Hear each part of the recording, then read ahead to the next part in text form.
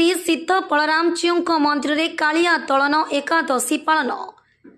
कैपल्य बजार स्थित श्री श्री सिद्ध बलरामजीऊ मंदिर में आज कालिया तलन एकादशी थिबारु विशेष पूजा अर्चना करा जायतिला। सकाळु मंगल आरती, महास्नान, फूलहरा, तुलसी हार लागि करा जायतिला।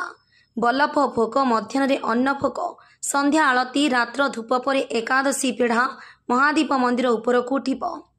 पूजक मलयकर, पूजक मनसुमन मिश्र, पालिया सेवक शंभुनाथ महापात्र, ब्रजमोहन महापात्र, काहालिया टिकन बेहरा और जिमादार श्यामसुंदर पाणिग्राही उपस्थित रही कालिया तलन एकादशी पालन करा जायतिला।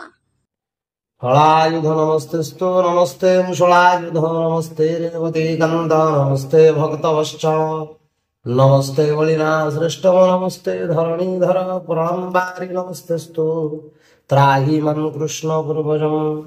आज प्रभुंकर कालिय दल एकादशी।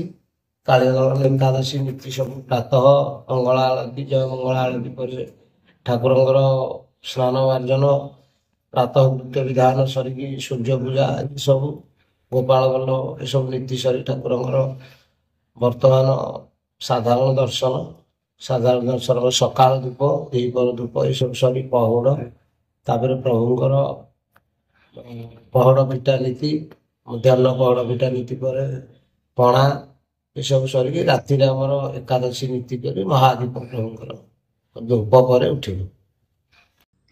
ब्यूरो रिपोर्ट, धनुष एक्सप्रेस।